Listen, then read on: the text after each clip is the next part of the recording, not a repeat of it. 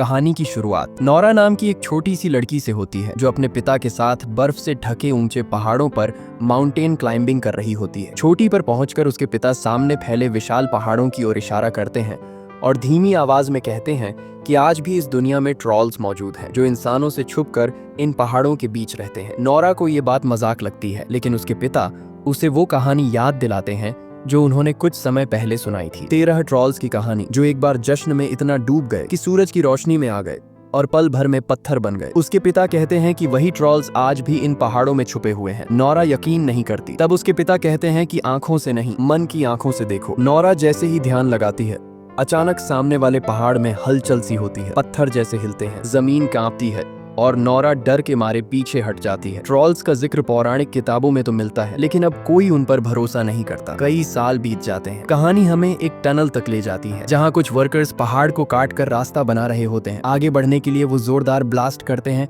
और फिर अंदर जाते हैं। तभी अंधेरे से कुछ उनकी ओर बढ़ता है। भारी कदमों की आवाज, गूंजती हुई सांसें। वर्कर्स घबराकर अपनी जान बचाते हुए भाग निकलते हैं। मामला मिलिट्री तक पहुंचता है। एक बड़ा मीटिंग रूम, जहां हर कोई इस रहस्यमयी घटना का जवाब चाहता है। नौरा को वहां बुलाया जाता है।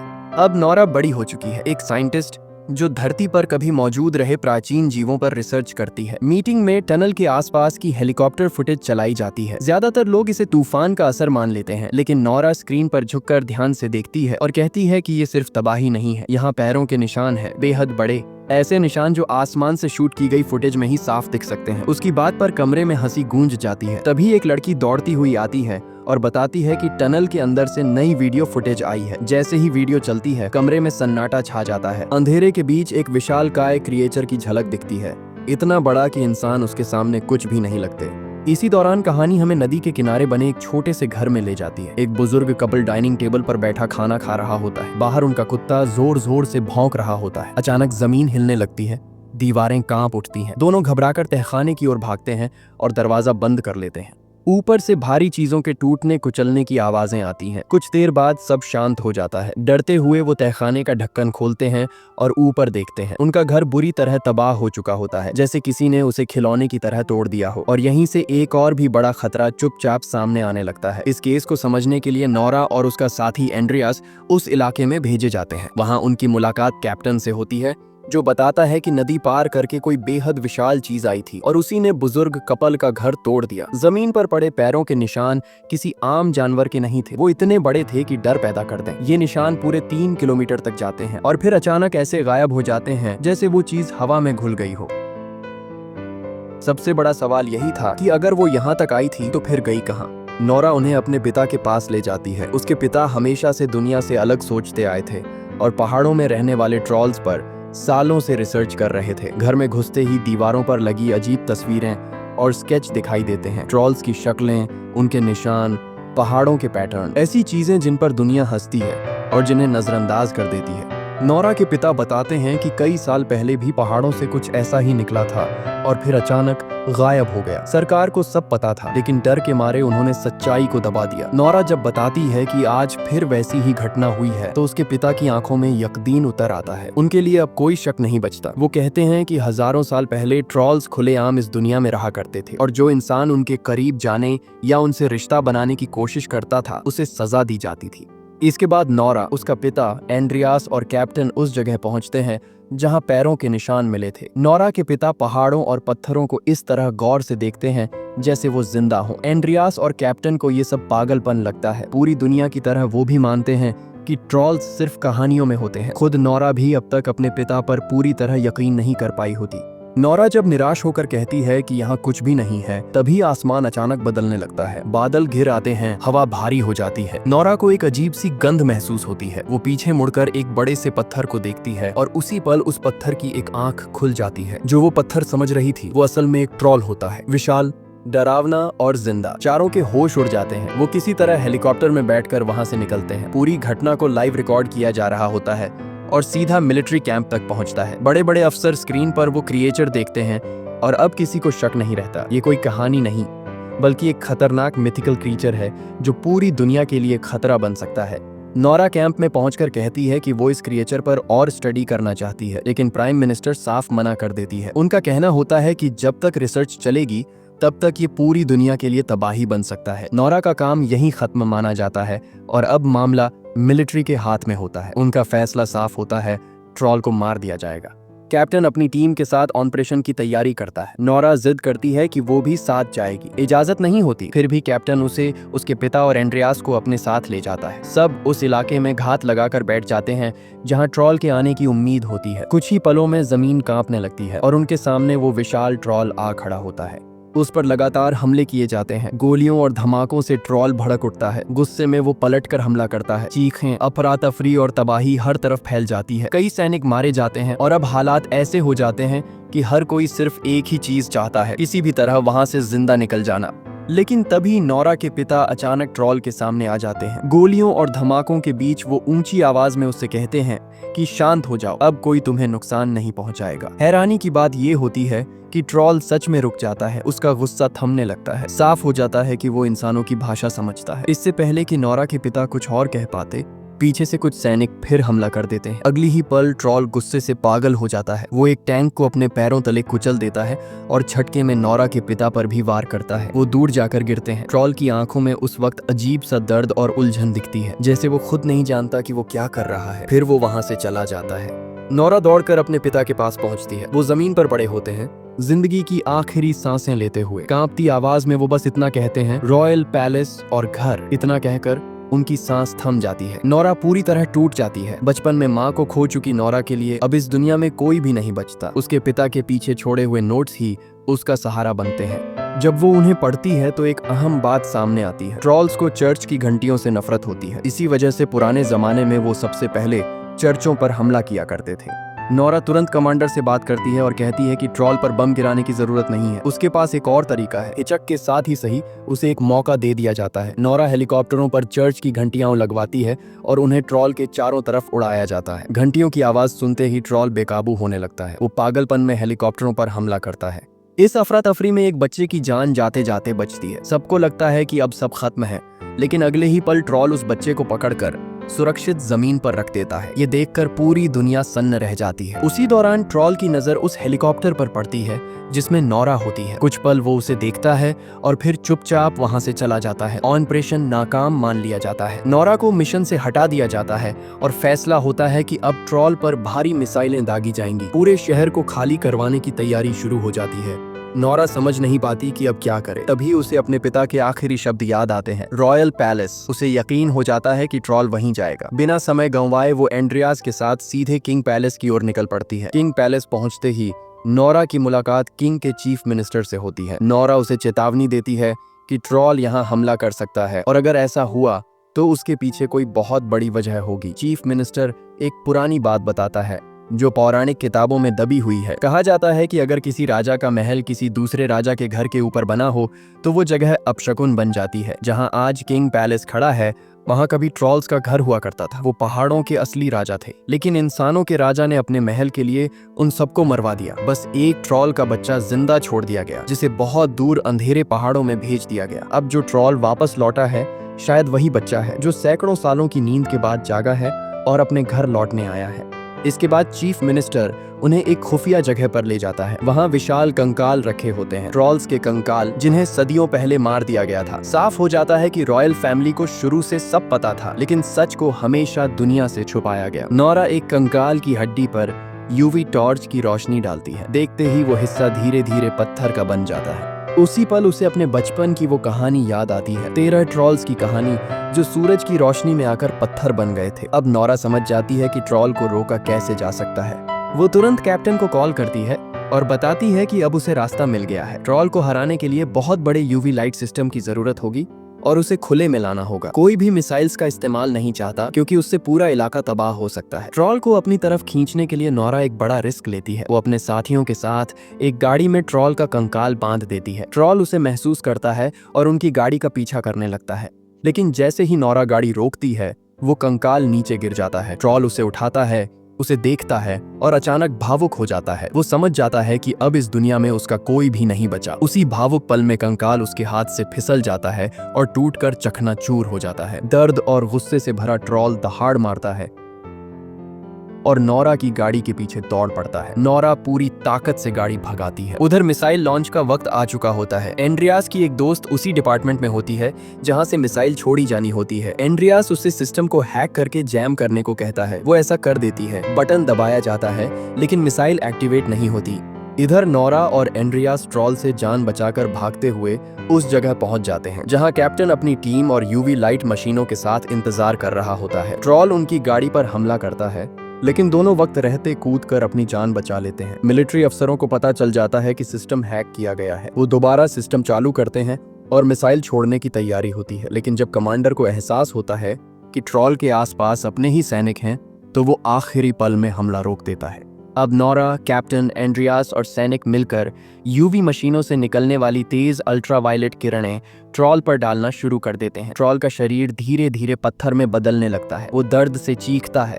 पूरा इलाका उसकी आवाज से कांप उठता है। उसी पल नोरा को एहसास होता है कि जो हो रहा है वो गलत है। जिस कुदरत ने इंसान को बनाया उसी कुदरत ने ट्रॉल्स को भी बनाया था। ट्रॉल्स कभी इंसानों के लिए खतरा नहीं थे, फिर भी इंसानों ने उन्हें मिटा दिया। नोरा अचानक मशीनें बंद कर देती है और ट्रॉल के सामने खड़ी हो जाती है। वो चिल्लाकर उससे कहती है कि यहाँ से चला जाओ, फिर से अंधेरों में कहीं खो जाओ, नहीं तो इंसान तुम्हें मार देंगे। ट्रॉल उसकी बात समझ रहा होता है और कुछ पल के लिए सब कुछ थम सा जाता है। लेकिन इससे पहले कि ट्रॉल कुछ करता, आसमान में सूरज की पहली किरणें फैलने लगती हैं। वही रोशनी, वही अल्ट्रावायलेट रेज जो उसके लिए जहर से कम नहीं थी, सीधे उसके शरीर पर पड़ती है। ट्रॉल दर्द से कराहता है। उसका विशाल शरीर धीरे धीरे सख्त होने लगता है और कुछ ही पलों में वो पूरी तरह पत्थर का बनकर जमीन पर गिर जाता है। सदियों से भटका हुआ वो प्राणी यहीं शांत हो जाता है और इसी के साथ ट्रॉल का अंत हो जाता है। इसके बाद प्राइम मिनिस्टर नोरा के पास आती है और ठंडे लहजे में कहती है कि उसके पिता की सारी कहानियां सिर्फ अफवाहें थीं। लेकिन नोरा और एंड्रियास के लिए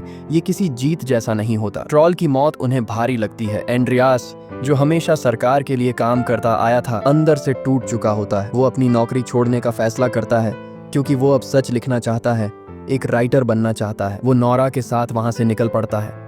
हम उस मोड़ पर पहुंचते हैं जहां पार्ट 1 खत्म हुआ था, लेकिन अब पार्ट 2 की कहानी थोड़ी अलग दिशा लेने वाली है और राज भी पुराने से कहीं ज्यादा खतरनाक है।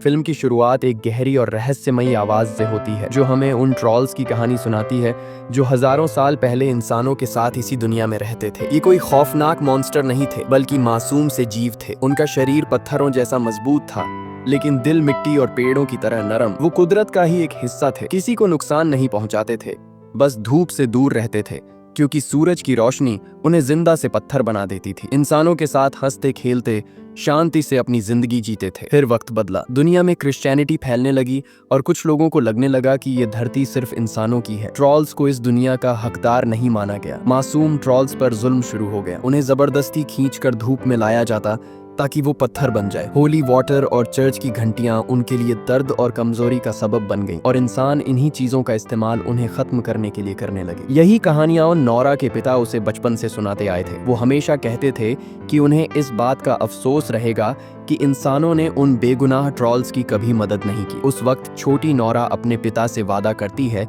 कि अगर आज भी कहीं अच्छे ट्रॉल्स बचे होंगे तो वो हमेशा उनका साथ देगी। वक्त आगे बढ़ता है और हमें बड़ी हो चुकी नोरा दिखाई जाती है। उसके पिता अब इस दुनिया में नहीं रहे। उनके गम में नोरा समाज से दूर एक जंगल के बीच अकेली रहती है और ट्रॉल्स पर रिसर्च करती है। कुछ साल पहले उसका सामना असली ट्रॉल्स से हो चुका होता है। अब उसके मन में कोई शक नहीं बचा। जो कहानियां थीं वो सच्चाई बन चुकी थी और नोरा पहले से कहीं ज्यादा यकीन और समझ के साथ अपनी रिसर्च कर रही होती है। एक दिन अचानक उसके घर में कोई घुस आता है। नोरा घबराती नहीं, वो पलटकर हमला कर देती है। लेकिन तभी पता चलता है कि वो चैड है, प्रेसिडेंट का पर्सनल सेक्रेटरी। वही शख्स जिसने पहले भी ट्रॉल्स से जुड़े मामलों में नोरा की मदद की थी। वो अब भी सरकार के लिए काम कर रहा होता है, लेकिन अंदर ही अंदर ट्रॉल्स को बचाने के रास्ते ढूंढ रहा होता है। उसे भी नोरा के पिता से यही सच्चाई पता चली थी कि ट्रॉल्स बुरे नहीं बल्कि कुदरत की एक भूली हुई कड़ी है। इस बार चैड एक बहुत बड़ा राज लेकर आया होता है। वो नोरा को अपने साथ एक खुफिया लैब में ले जाता है। वहाँ उनकी मुलाकात प्रोफेसर लहरी से होती है जो नोरा की तरह ट्रॉल्स पर ही रिसर्च कर रहे होते हैं। लेकिन लैब के अंदर जो नोरा देखती है वो उसकी कल्पना से भी बाहर होता है। वही ट्रॉल जो नाजी दौर में पहाड़ों से निकला था इस वक्त उस लैब में कैद होता है। वैज्ञानिकों ने उसका नाम जेरी रखा होता है। प्रोफेसर बताते हैं कि वो पिछले 100 सालों से गहरी नींद में है।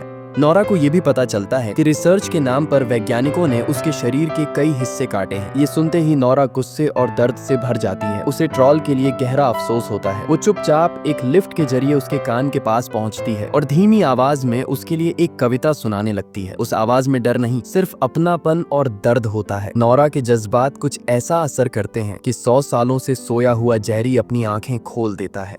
जैसे ही उसे एहसास होता है कि वो कायद है, वो पागल हो जाता है। गुस्से में वो पूरी लैब को तहस नहस करने लगता है। मशीनें टूटने लगती हैं, दीवारें कांप उठती हैं। एक झटके में वो नोरा की लिफ्ट को भी दूर फेंक देता है, लेकिन लिफ्ट के मजबूत सपोर्ट्स की वजह से नोरा की जान बच जाती है। और यहीं से कहानी एक और खतरनाक मोड़ पर पहुंच जाती है। दिखाया जाता है कि जेरी अब पूरी तरह आज़ाद हो चुका है। उसने लैब को तोड़कर बाहर कदम रखा है और जहां भी जाता है सिर्फ तबाही छोड़ता है। उसे इस बात की परवाह नहीं कि उसके पैरों के नीचे कार है, इंसान है या किसी का घर। जो भी रास्ते में आता है वो बेरहमी से कुचलता चला जाता है। एक जगह बच्चों की पार्टी चल रही होती है। हंसी, म्यूजिक और रोशनी के बीच अचानक छत टूटती है। अगले ही पल जेरी वहां पहुंच जाता है और बच्चों को पकड़कर खाने लगता है। साफ हो जाता है कि ये ट्रॉल पहले वाले ट्रॉल्स जैसा मासूम नहीं है। ये सच बहुत जल्दी नोरा और उसकी टीम के सामने आ जाता है। अब इसे रोकना जरूरी हो जाता है, चाहे जैसे भी हो। नोरा, चेड और बाकी टीम की मीटिंग प्रेसिडेंट के साथ होती है। प्रेसिडेंट का फैसला साफ होता है, इस ट्रॉल को मार दिया जाए। लेकिन नोरा और चेड इसके खिलाफ होते हैं। वो मिशन के लिए हामी तो भर देते हैं, लेकिन अंदर ही अंदर तय कर लेते हैं कि चाहे जो हो वो जेरी को मारने नहीं देंगे।